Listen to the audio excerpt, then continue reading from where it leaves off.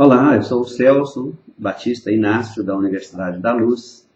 Nós estamos gravando uma série de vídeos e esses vídeos são todos eles voltados para o autoconhecimento, como uma contribuição natural que nós podemos dar para que as pessoas saibam que elas mesmas são criadoras da sua realidade e são capazes de alterar as realidades criadas, caso elas não gostem.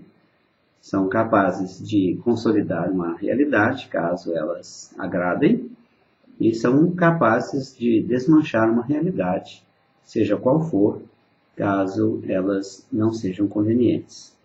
Então, dentro do autoconhecimento existem muitas informações, todas elas são de altíssima importância.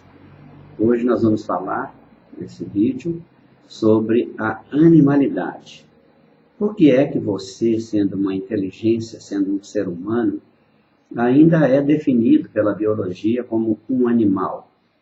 Ainda que tenha a classificação de animal racional, ser classificado como animal ainda tem um peso muito grande na nossa natureza humana. A animalidade é uma característica dada por certos tipos de comportamento, por certos tipos de atitude ou por certas ações. Elas são basicamente as que eu vou mencionar agora. A primeira das ações que caracteriza a animalidade é a intempestividade, ou seja, a ação sem diretriz, a ação imprevisível, a ação que não obedece a nenhuma lógica, que não obedece a nenhuma ordenação. Alguma coisa que acontece de modo espontâneo, de modo instantâneo, e não permite qualquer tipo de previsibilidade. Essa é uma característica muito importante, muito útil para o animal não racional, porque a função dele na experiência humana é desenvolver inteligências. E dentro desse processo de desenvolver inteligências e estratégias inteligentes, seu objetivo maior é permanecer vivo. É continuar vivo na experiência da vida. Então, o segundo elemento que caracteriza a animalidade é a impulsividade. Ser impulsivo significa ser reativo, reagir instantaneamente, imediatamente, sem muito pensar, apenas pelo impulso da energia elétrica que entrou nos seus sentidos, que foi captado pelos seus sentidos. Então, existem pessoas de altíssima sensibilidade às influências externas. E essas pessoas de altíssima capacidade de influência externas, as influências externas, normalmente são impulsivas. Elas têm reações ao invés de raciocinar e terem ações por consequência do raciocínio, que daria a elas a capacidade, o direito de escolher, de arbitrar qual seria a melhor solução, qual seria a melhor ação, qual seria o melhor comportamento ou atitude naquele momento. O terceiro movimento da animalidade, que caracteriza o ser humano ainda como animal, é a agressividade. A agressividade pode ser uma agressividade verbal, pode ser apenas por entonação de voz. A agressividade pode ser por ofensa, por xingamento, por colocar defeitos nas pessoas. E a agressividade tem muitas características, muitos aspectos. Ela pode ser por ameaças e uma série de coisas assim. A agressividade, assim como a intempestividade e a impulsividade, são elementos de vital importância na sobrevivência do animal irracional. Nós estamos num processo de evolução e, naturalmente, nós contemos tudo aquilo que nos antecede, tudo aquilo que tem antes de nós. Então, nós estamos contidos dos instintos da animalidade. A ação instintiva, a ação reativa, é típica do animal irracional. Então, como nós conservamos essas ações, então fazemos parte da animalidade. Mas além desses aspectos citados anteriormente, da intempestividade, da impulsividade, da agressividade, nós ainda temos a ação violenta, A ação violenta, que é, naturalmente, partir para agressão física ou partir para ameaças concretas, com atitudes que representem movimentação, que representem ação, que representem modificação da estrutura do outro, a afetação do outro. E, como última instância dessas vivências da animalidade, existe um acúmulo de energia tão grande que é caracterizado pelo ódio, pela raiva, pela ira, tudo junto, tudo isso junto, e pelo altíssimo nível de medo, da energia do medo, medo de perder a vida, medo de perder bens materiais, medo da solidão, medo de perder a companheira ou o companheiro, e o medo de enfrentar. Isso é natural, o medo de enfrentar em todos os animais, apesar de eles terem os instrumentos para a reatividade, para a reação, para a violência, para a agressividade, para a impulsividade e a intempestividade. Mesmo assim, o medo é o elemento mais forte do animal. E pelo fato de ele ter medo, é que ele tem essa capacidade de reação instantânea.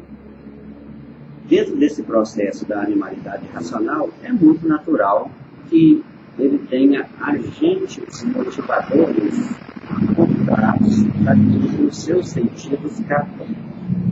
Então, os agentes motivadores são as distribuições hormonais no seu corpo que ocorrem em dosagens elevadíssimas, dosagens animalescas, naturalmente apropriadas para animais não racionais, para animais de porte bruto.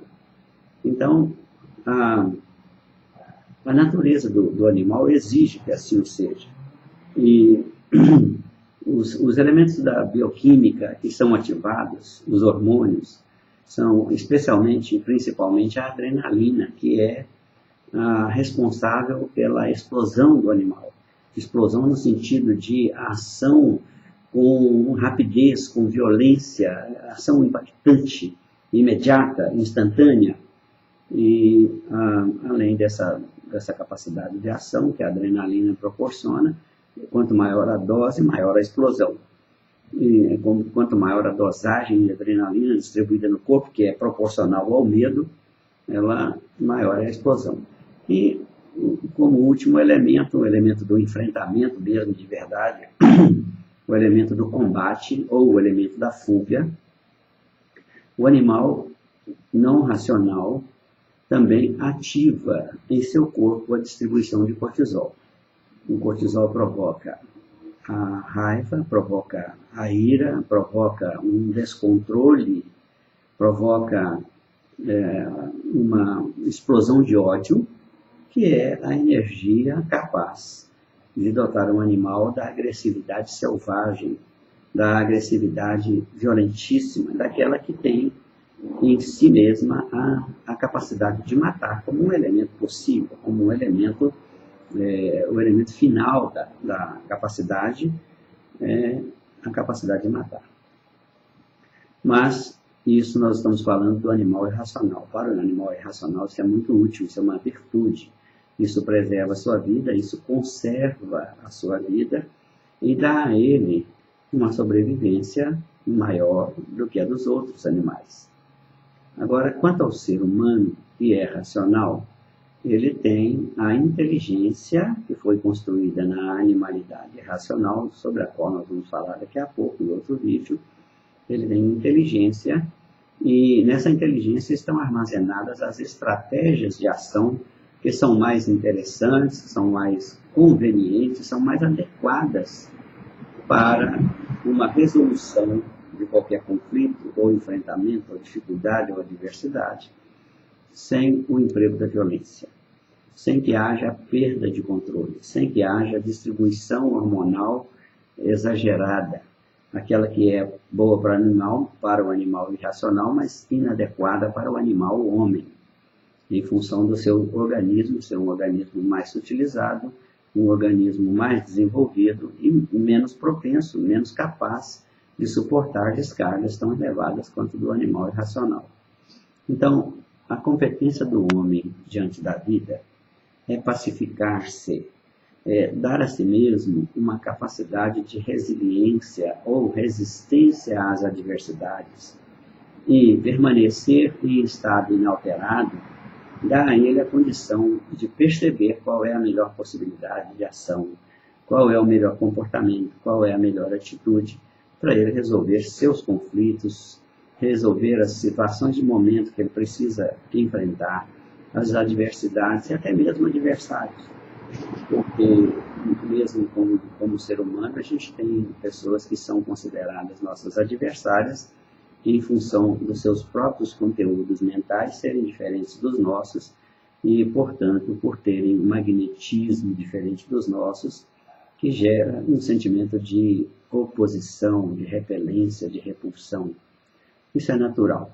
O que nós precisamos entender é que nós temos que estar no controle dessas energias, e isso só acontece se eu usar o instrumento do raciocínio como um elemento de resolução, e não mais as atitudes intempestivas, as atitudes impulsivas, a agressividade e a violência.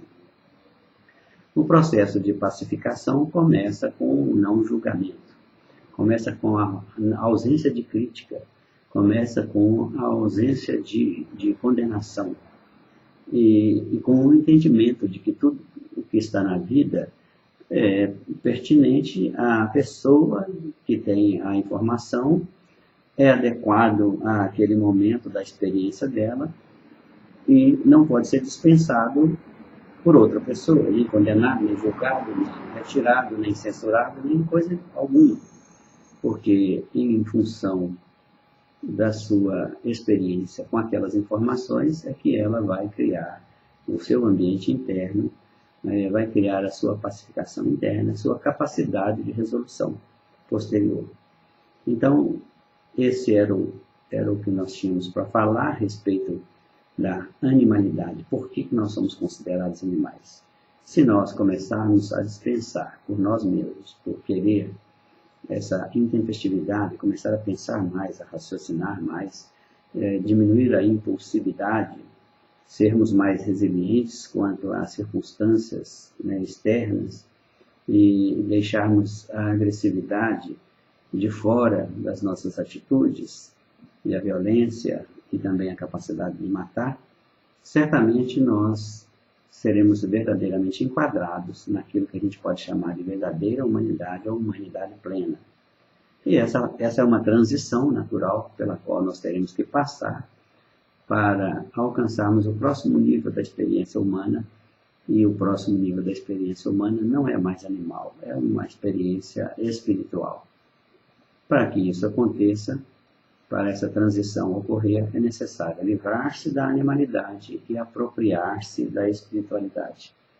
Conquanto hoje isso possa parecer uma utopia e que as pessoas estão voltadas para outras ideias, alegando que espiritualidade é ignorância, a espiritualidade é o próximo estágio da vida. Você é um espírito, e para se apropriar dessa sua espiritualidade, para ter direito à vivência de experiências como ser espiritual, é preciso que você saiba o que é espírito, que você compreenda como funcionam os espíritos, quais são as identidades dos espíritos, porque são eles dentro de você, sua natureza é espiritual, então você é um espírito, são eles dentro de você que vão ditar os seus comportamentos.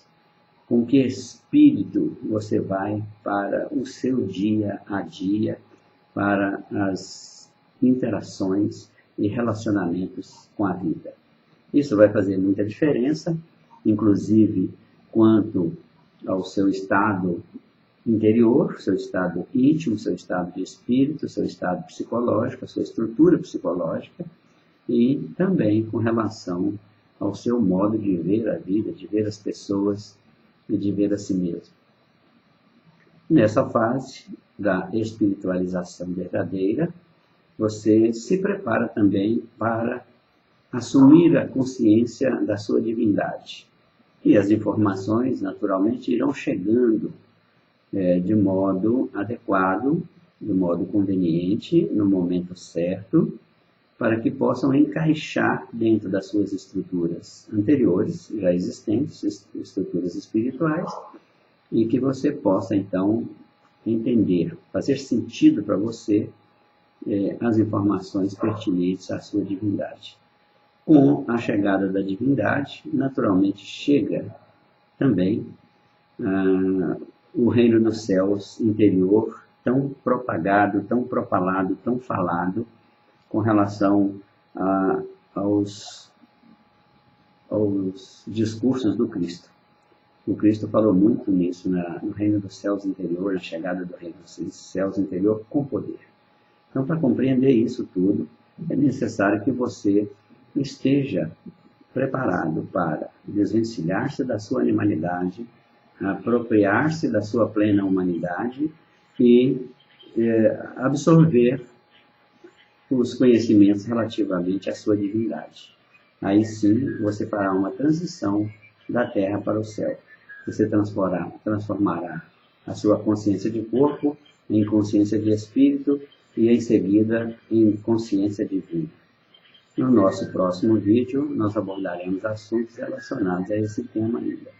Obrigado por estar conosco na nossa companhia e até o próximo.